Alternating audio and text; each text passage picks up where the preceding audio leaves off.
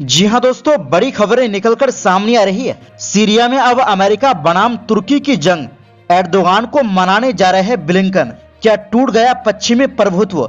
साथ ही साथ आपको बताएंगे नई सरकार बनने के बाद दमिश्क की क्या है ताजा हालात। अगली खबर में आपको बताएंगे युद्ध विराम के तहत इजरायली सेना लेबनानी शहर से लौटी वापस। उधर गाजा में एकमात्र हड्डी डॉक्टर को इजरायल ने कर दिया शहीद। इसी के साथ भारतीय सुप्रीम कोर्ट का मस्जिद मंदिर सर्वे पर बड़ा फैसला। तो दोस्तों, सभी खबरें आसान भाषा में एक एक करके विस्तार से बताएंगे, तो आप मेरे साथ इस वीडियो के आखिर तक बने रहें। तो बिना टाइम लेते हुए बात करते हैं खबरों की।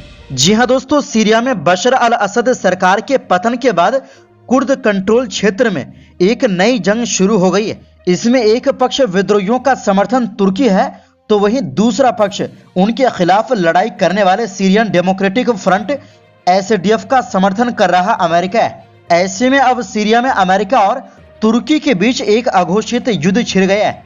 एक तरफ जहां तुर्की सीरियन डेमोक्रेटिक फोर्सेस पर हमले में सहायता कर रहा है, वहीं अमेरिका सीरियाई विद्रोहियों के खिलाफ हमले में मदद कर रहा है। दोनों देशों के बीच बढ़ते तनाव के दौरान तुर्की के अधिकारियों ने घोषणा की है कि अमेरिकी विदेश मंत्री एंटनी ब्लिंकन शुक्रवार को अंकारा का दौरा करेंगे। दरअसल अमेरिकी विदेश विभाग के बयान में कहा गया है कि ब्लिंकन इस बात पर चर्चा करेंगे कि सीरिया में नई सरकार बनने की प्रक्रिया ऐसी हो जो सभी अल्पसंख्यकों के अधिकारों का सम्मान करे और सीरिया को आतंकवाद के आधार के रूप में इस्तेमाल होने से रोके। सीरिया में अमेरिका, रूस, तुर्की, इजरायल और ईरान अपने अपने हितों को साधने के लिए एक दूसरे के खिलाफ काम कर रहे हैं। सबका यही दावा है कि उनकी भागीदारी सीरिया में शांति और स्थिरता बनाए रखने के लिए है, लेकिन उनके हमलों में अनगिनत सीरियाई लोगों की मौत हो रही है। सीरिया में विद्रोही गुट हयात तहरीर अल शाम एचटीएस के नेतृत्व में गठबंधन बलों ने बशर अल असद को सत्ता से बेदखल कर दिया। किसी को यह अंदाजा नहीं था कि सीरिया पर विद्रोही गुट इतनी तेजी से कब्जा कर लेंगे। विद्रोहियों की इस तेजी ने अमेरिका तक को चौंका दिया। इन विद्रोही गुटों के गठबंधन ने मात्र 11 दिनों में सीरिया की राजधानी दमिश्क पर कब्जा कर लिया और राष्ट्रपति बशर अल असद को देश छोड़कर भागने पर मजबूर कर दिया। रिपोर्टों से पता चलता है कि अमेरिकी अधिकारी असद के साथ एक समझौते पर बातचीत करने का प्रयास कर रहे थे, जो हिजबुल्लाह और ईरान के साथ संबंधों को तोड़ने के बदले में उनकी स्थिति को सामान्य कर देता। अमेरिका ने तुर्की समर्थित सीरियन नेशनल आर्मी एसएनए द्वारा अपने सहयोगी बल एसडीएफ को निशाना बनाकर किए गए अभियानों पर चिंता जताई है। बड़ी बात यह है कि अमेरिका और तुर्की नाटो सदस्य देश है, जिनके सैन्य संबंध काफी मजबूत माने जाते हैं। वहीं दूसरी ओर अल जजीरा अरबी के मुताबिक सीरिया की राजधानी दमिश्क में हालात धीरे धीरे सामान्य हो रहे हैं।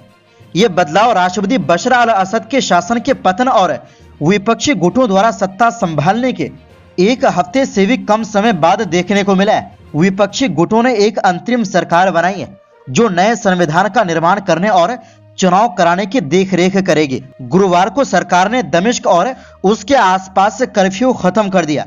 साथ ही विद्रोहियों से कहा गया कि लोगों और संपत्तियों को नुकसान न पहुंचाए। प्रशासन ने चेतावनी दी कि किसी भी तरह के व्यक्तिगत कृत्य को सख्ती से रोका जाएगा।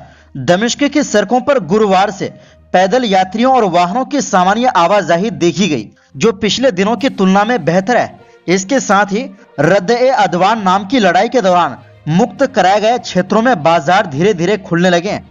मंगलवार से बैंकों ने भी ग्राहकों की सेवा देने के लिए अपने दरवाजे खोल दिए हैं। अंतरिम सरकार के शिक्षा मंत्रालय ने घोषणा की है कि रविवार से स्कूल फिर से खुलेंगे।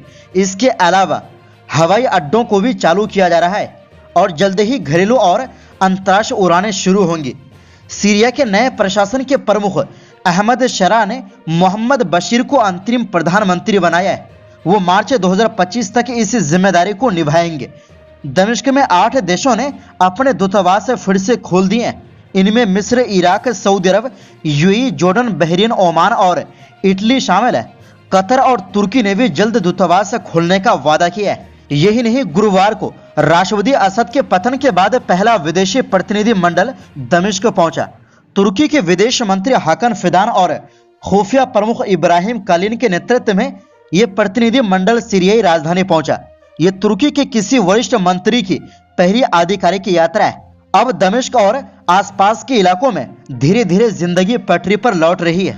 अगली खबर में आपको बता दें कि इजरायली मीडिया के अनुसार इजरायली सेना ने गुरुवार को दक्षिणी लेबनान के खियाम शहर से अपनी सेना हटा ली है। इस इलाके का कंट्रोल अब लेबनानी सेना और संयुक्त राष्ट्र शांति सेना यूनिफिल ने संभाल लिया है। ये कदम इजरायल और लेबनान के बीच हुए संघर्ष विराम समझौते के तहत उठाया गया है।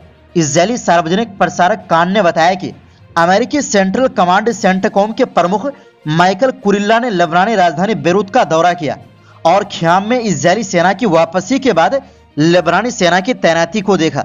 सेंट्रल कमांड के अनुसार जनरल कुरिल्ला ने लेबनानी सेना प्रमुख जोसेफ आउन से मुलाकात की और इजरायल और लेबनान के बीच स्थायी संघर्ष विराम को बढ़ावा देने के प्रयासों पर चर्चा की। लेबनान की सरकारी समाचार एजेंसी एनएनए ने बताया कि लेबनानी सेना ने यूनिफिल के साथ समन्वय में खियाम के आसपास 5 पॉइंट्स पर अपनी तैनाती पूरी की है। यह संघर्ष विराम समझौता 27 नवंबर को लागू हुआ, जिसका उद्देश्य इजरायली सेना और हिजबुल्लाह के बीच 14 महीनों से चल रहे संघर्ष को समाप्त करना है। समझौते की शर्तों के अनुसार इजरायल को ब्लू लाइन के दक्षिण में चरणबद्ध तरीके से अपनी सेना वापस लेनी है, जबकि लेबनानी सेना को 60 दिनों के भीतर दक्षिणी लेबनान में तैनात होना है। लेबनानी स्वास्थ्य अधिकारियों के अनुसार अक्टूबर 2023 से अब तक इजरायली हमलों में 4000 से अधिक लोग मारे गए हैं और 16,500 से ज्यादा घायल हुए हैं। वहीं दूसरी ओर जी हां दोस्तों, उत्तरी गाजा में इजरायली ड्रोन हमले में गुरुवार को आखिरी ऑर्थोपेडिक डॉक्टर सईद जुदा की हत्या कर दी गई। इजरायली क्वाडकॉप्टर ड्रोन ने डॉक्टर जुदा को उस समय निशाना बनाया जब वो कमाल अदवान अस्पताल से अल औदा अस्पताल जा रहे थे। अल औदा अस्पताल ने बताया कि डॉक्टर को सिर में गोली मारी गई, जिसके कारण उनकी मौत हो गई। गाजा के स्वास्थ्य मंत्रालय ने कहा कि जुदा पहले भी 2 हफ्ते पहले घायल हुए थे, लेकिन इसके बावजूद वो घायल और मरीजों का इलाज करने के लिए सेवाएं दे रहे थे। मंत्रालय के अनुसार जुदा की शहादत के साथ गाजा में स्वास्थ्य क्षेत्र में शहीदों की संख्या बढ़कर 1057 हो गई है।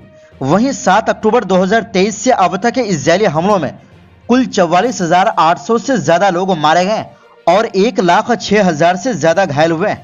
यह घटना इजरायली हमलों के तहत गाजा की स्वास्थ्य प्रणाली को निशाना बनाने का एक और उदाहरण है। अगली खबर में आपको बता दें कि जी हां दोस्तों, देश में मंदिर मस्जिद विवादों पर सुप्रीम कोर्ट में गुरुवार को सुनवाई हुई। कोर्ट ने कहा कि अदालतें ऐसे मामलों में कोई ऑर्डर ना दें और न ही सर्वे के आदेश जारी करें। सुप्रीम कोर्ट की 3 मेंबर वाली bench places of worship act 1991 की कुछ धाराओं की वैधता पर दाखिल याचिकाओं की सुनवाई कर रही थी। एक्ट के खिलाफ CPIM, Indian Muslim League, NCP Sharad Pawar, Rajad MP Manoj Kumar Jha समेत 6 पार्टियों ने याचिका लगाई है। बेंच ने कहा, हम इस कानून के दायरे, उसकी शक्तियों और ढांचे को जांच कर रहे हैं। ऐसे में यही उचित होगा कि बाकी सभी अदालतें अपने हाथ रोक लें। सुनवाई के दौरान सीजेआई संजीव खन्ना ने कहा, हमारे सामने 2 मामले हैं, मथुरा की शाही ईदगाह और वाराणसी की ज्ञान पावी मस्जिद। सभी अदालत को बताया गया कि देश में ऐसे 18 से ज्यादा मामले लंबित हैं, इनमें से 10 मस्जिदों से जुड़े हैं। इसके बाद सुप्रीम कोर्ट ने केंद्र सरकार से याचिकाओं पर 4 हफ्ते में अपना पक्ष रखने को कहा। सीजेआई संजीव खन्ना ने कहा, जब तक केंद्र जवाब नहीं दाखिल करता है, हम सुनवाई नहीं कर सकते। हमारे अगले आदेश तक ऐसा कोई नया केस दाखिल न किया जाए। तो दोस्तों, फिलहाल के लिए इस रिपोर्ट में बस इतना ही। इस पर आपकी क्या राय है, कमेंट बॉक्स में दें।